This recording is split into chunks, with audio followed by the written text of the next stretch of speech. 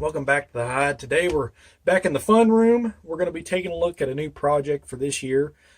I love the idea of an SPR style AR-15. I think it hits a lot of areas. It does a lot of things well, makes for a very versatile platform.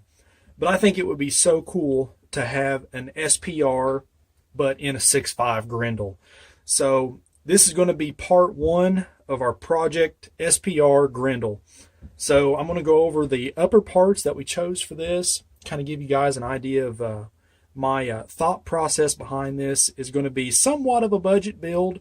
I mean, I know a lot of you guys told me how much you enjoyed the budget-minded stuff on the channel, and this is going to be no different. I mean, I think one of my big points for this project is going to be simply that we're going to spend money where I think we should spend it, and we're going to try and save some money where I think we can possibly, get a little bit of value in. So I'm going to go over all of the parts for the complete upper receiver and let you guys see what we're going to use, and kind of go from there and give you guys a little bit more insight to the project. But we're going to start off with the barrel. I went ahead and, for me, this is one of the things that you're going to want to spend a few bucks on. I mean, if you're wanting a quality AR-15, you got to start with a quality barrel. I've been wanting to try one of these Fax and Match series barrels for a while now, since they came out, and especially since they released it in the 6.5 Grendel chambering. So I mean, it was just like a win-win. Plus, being on Black Friday, I was able to snag one for very, very, very good price. So I figured, why not? Let's give it a shot. This is one of their 18-inch mid-length 416R stainless nitrided barrels. This also is 5R rifling, and it is fluted. Now, Faxon's known for their, let's take it out of the package here and let you guys have an up-close viewing of it. But Faxon is known for their, lightweight stuff. And I tell you guys, their barrels are, they're just good looking. I mean, the coating on them, the nitriding is amazing. And as I mentioned, this is one of their Match series lines. So we'll see. I haven't shot any of their Match series barrels, so we'll see what kind of accuracy we can get out of it. But this is a 1-in-8 twist. Again, this is a Type 2 Grendel, so that means it's got the .136 bolt facing. Now, keep that in mind whenever you're sourcing parts for your Grendel build. There's going to be two different styles of Grendel. You're going to have your Type 1 and your Type 2. So make sure that whatever bolt you're getting is going to match the the barrel that you're buying. We'll go over my upper receiver and bolt choice here in just a second, but just keep that in mind when you're sourcing your parts. And this, like I said, is an 18-inch, so it's going to be good for our SPR style. 5/8 24 threading on the barrel. Great laser etching. I mean, they are really, really nice, fellas. See if I can get the camera to focus in on it. There it goes. And like I said, this is fluted. This has got some serious flutes in it, guys. This thing does not weigh much. Break out the scale here and let you check this out. But I mean, I think this is going to go right into our SPR theme, honestly. Something that could be very, very portable. 1 pound, 13 ounces. That's not bad. That's not bad at all for an 18-inch barrel. And they consider this a heavy fluted. It's by no means heavy, I can tell you that. The profile maybe, but either way, very, very happy with it. Hopefully it shoots as good as it looks, so we're definitely going to find out. But going on down the line, as far as the rest of our parts go, as far as to finish out the barrel assembly, I just got a YHM low pro gas block and a melonided Spikes tactical gas tube. Nothing fancy. This is just one that I had laying around, so we're going to repurpose some parts and try to go from there, save a few bucks that way as well. But I love these YHM gas blocks. I've used a ton of them, and I mean, they're not overly expensive and they work, fellas. I mean, you don't get much better than that. But as far as our upper receiver goes, this is going to be one that I've been wanting to try, fellas. I've been wanting to do a side charger, and this is going to be this is going to be the start of that.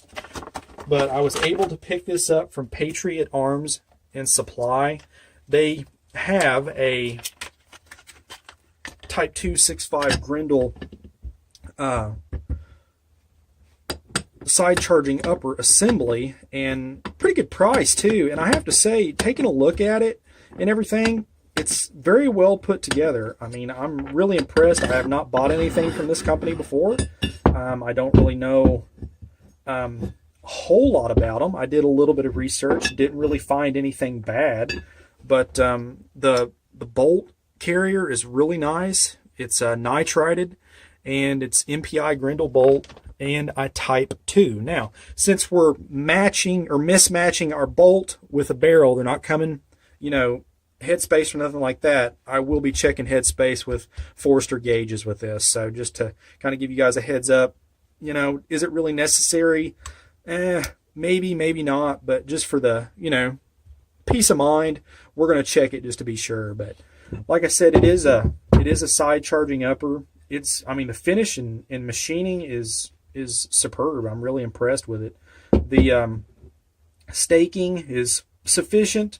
Like I said, the coating on the bolt and everything else, it is not chrome lined in here. I'm not really too concerned about that. I was more concerned about the quality of the bolt itself. And it does look, and like I said, it is Type 2, so it will match our barrel. Just like I mentioned, keep in mind, whenever you're sourcing these, you're going to have a Type 1 or a Type 2. So make sure you get both, because your Type 1 is going to be a 0.125 inch bolt face, so it's going to be considerably different. But like I said, I think it's going to make for a really fun project, something really cool to look at and get out and do some testing with. I think it's going to be very interesting for you guys to watch, and it's not going to break the bank. But let's take a look here. We'll set out some eye candy here. And as far as the Handguard, I've been wanting to try one of these, and I may review this thing separately, but this is one of Stinger's Handguards. Overall, first impressions, I'm pretty happy with it. Like I said, I will do a separate review on this to kind of go into some detail on this, but I mean, it's light. With the aluminum barrel nut, comes in just a little over 10 ounces, and this is a 13.5 inch rail, so I think it's going to look really cool with those flutes. But they're priced right, fellas. I mean, they're, you know, $100. They're American company. They're out of Texas.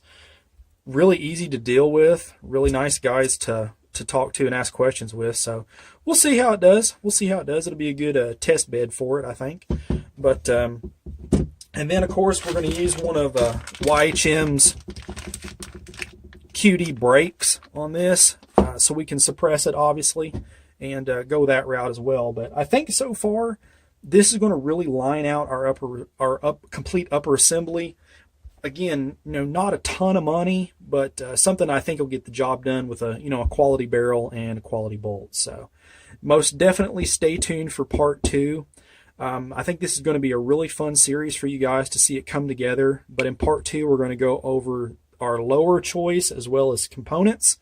But I think for overall philosophy of this build is going to be kind of a lighter weight SPR style on a budget, but with the added range capability of 6.5 Grendel. So I think it's going to be a lot of fun. Definitely stay tuned for part 2 to check it out, see this thing come together.